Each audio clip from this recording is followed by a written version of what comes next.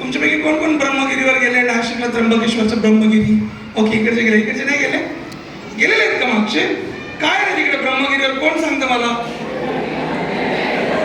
हा, अच्छा, लोकलचा ब्रह्मगिरी नको.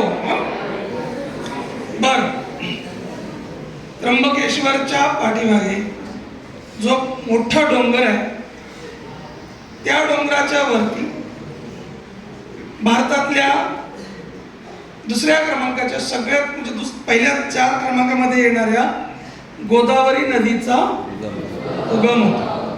हे सगळ्यांना माहिती आहे? ओके. मी हा संदर्भ यासाठी सांगितला की एक गोदावरी अख्ख्या नाशिक जिल्ह्याला पवित्र करत वाहते. त्या गोदावरीचं नाव आहे के वाघ शिक्षण प्रसारक संस्था.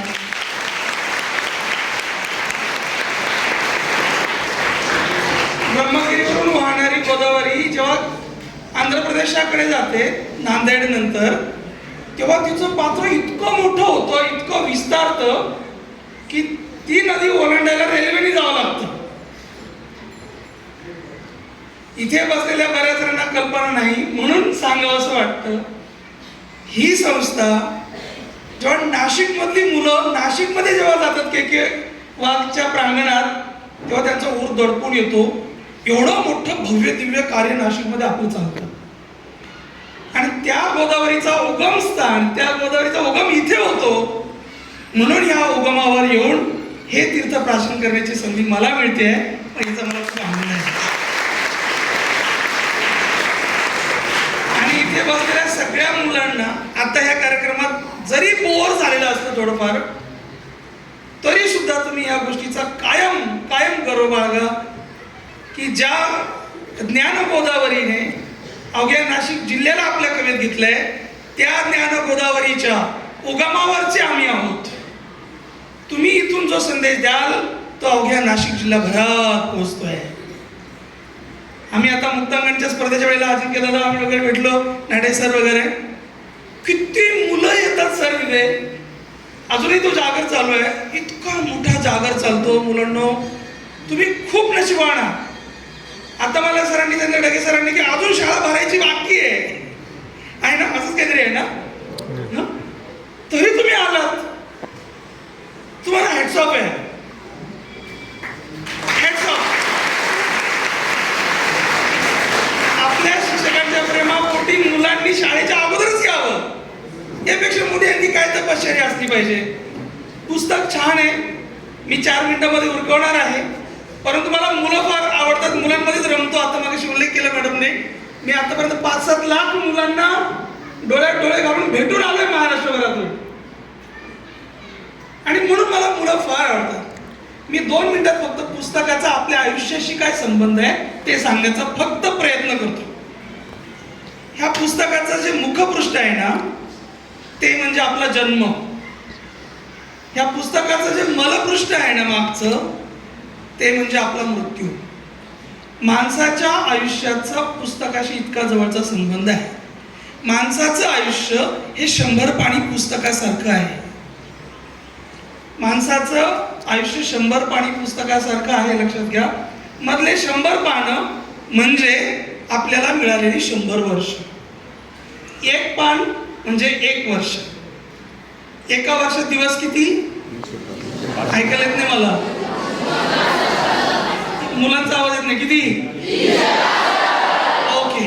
एका पानावर, आता हे पुस्तक थोडं छोटं असेल आकाराने, एक असं पुस्तक समजा की त्याच्या एका पानावर 365 ओळी आहेत. 1 पान म्हणजे 365 ओळींचा संग्रह. 1 पान म्हणजे 1 वर्ष, त्यातले 365 ओळी म्हणजे तुमच्या वाट्याला आलेले 365 दिवस. त्या ओळींमधला एक शब्द म्हणजे एका दिवसात आपल्या वाट्याला आलेला प्रहर. 1 ओळ म्हणजे 1 दिवस, त्यातला एक शब्द म्हणजे 1 प्रहर. प्रहर म्हणजे काय? पहाट, सकाळ, दुपार, मध्यान्ह, काय असेल ते संध्याकाळ, कातर वेळ, रात्र वगैरे वगैरे. हे प्रहर म्हणजे शब्द. त्या शब्दांमधलं एक अक्षर म्हणजे आपल्या वाट्याला आलेला एक क्षण. म्हणजे आता आपण इथे बसलो ह्या क्षणाला, हा क्षण म्हणजे एक अक्षर. त्या अक्षराला दिलेली काना, मात्रा, वेलांटी, उकार, अनुस्वार वगैरे म्हणजे तो क्षण आपण कसा साजरा करतो त्याचा पुरावा. मग आता आपण हा क्षण कसा साजरा करतो तो म्हणजे तुम्ही त्याला काय कानामात्र वेलांटी लावली ते शब्द झाल्यानंतर जे स्वल्पविराम येतात ते स्वल्पविराम म्हणजे आयुष्यात आपण जोडलेली माणसं. जो अर्धविराम येतो म्हणजे वरती एक टिंब आणि खाली स्वल्पविराम, जो अर्धविराम येतो तो म्हणजे काहीतरी विपरीत काहीतरी वाईट घडण्यापूर्वी नियतीने आपल्याला दिलेला छोटासा इशारा. वाक्यामध्ये जे एकेरी अवतरण चिन्ह येतं ते एकेरी अवतरण चिन्ह म्हणजे आपल्याला वेळोवेळी सुचलेली सद्बुद्धी.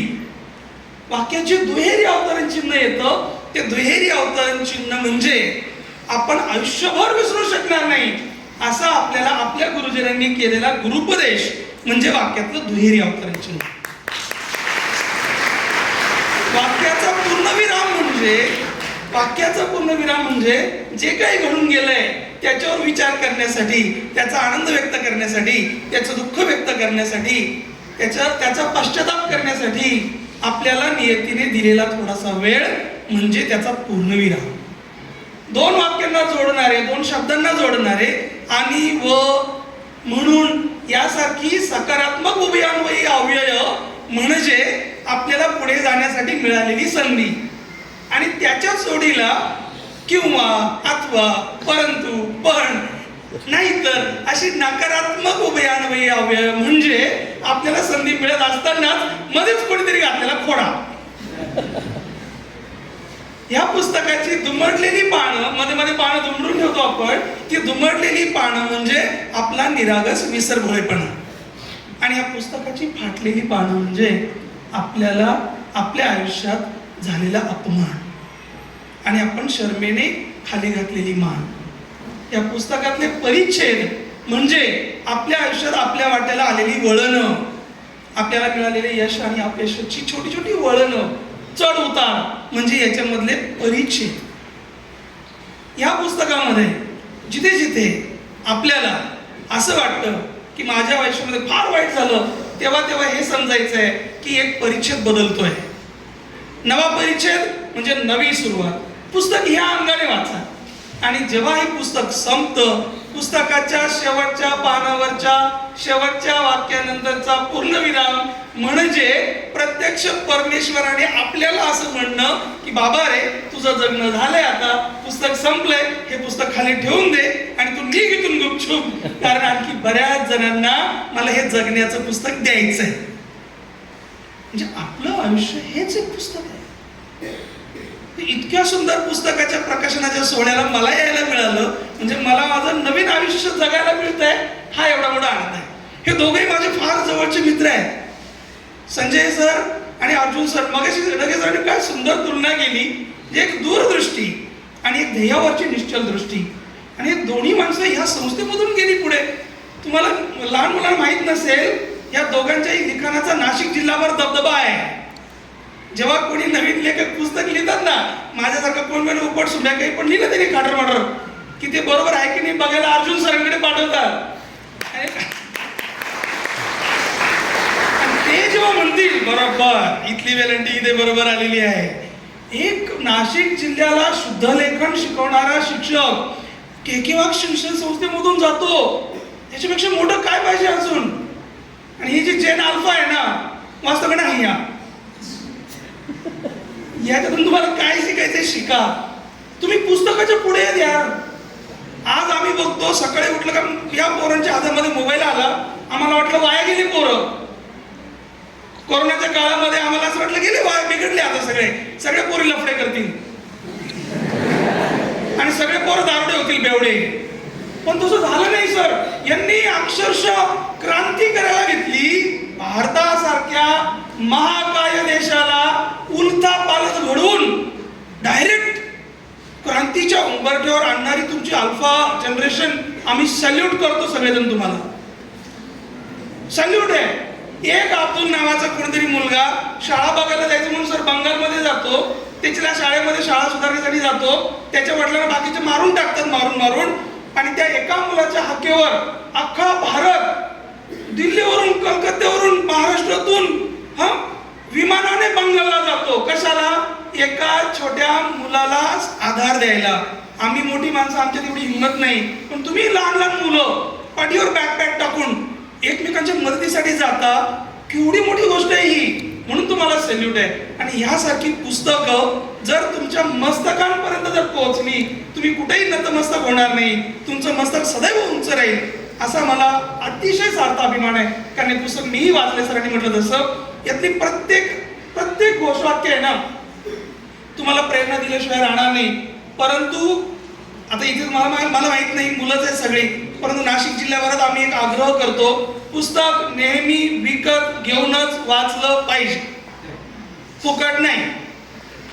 आता तुमच्याकडे पैसे नाहीत, इट्स ओके, लायब्ररी मधलं वाचा, पण जेव्हा तुम्ही मोठे व्हाल, 2 पैसे कमवायला लागाल, तेव्हा ही पुस्तकं विकत घेऊन वाचण्याची सवय लावा. त्या दिवशी मला अर्जुन सरांनी जेव्हा पहिली कॉपी दिली, याची एक कॉपी फक्त बघायला म्हणून, लगेच त्याचं पेमेंट करून टाकलं. का? मी लेखक आहे, मला माहिती आहे एक पुस्तक लिहायला 60 ते 70 हजार रुपये लागतात. माझे 5 पुस्तकं लिहून पडलेत नाही, परंतु ते पेंडिंग आहेत अजून. या दोघांनी बिचारांनी एकत्र येऊन का होईना एक पुस्तक काढलं. ज्या शाळेतली शिक्षक इतकी छान आहे, ती मुलं किती छान असते. मला सगळ्यांना सल्यूट करतो. लायब्ररी तुम्ही मागेच बघितली आहे, म्हणूनच तुम्ही इतके चांगले आहात. तुम्हाला सगळ्यांना खूप खूप शुभेच्छा. या पुस्तकालाही खूप खूप शुभेच्छा. नाशिक जिल्ह्यातल्या सगळ्या व्यासपीठांवर मी या पुस्तकाचा नक्की गौरवाने उल्लेख करेल. ही संस्था आत्ताच पूर्ण नाशिक जिल्ह्याला गाईड करते आहे. पुढच्या काळात के वाघ शिक्षण संकुल हे पूर्ण महाराष्ट्राला आणि भारत देशाला गाईड करेल, अशी शुभेच्छा देतो आणि म्हणतो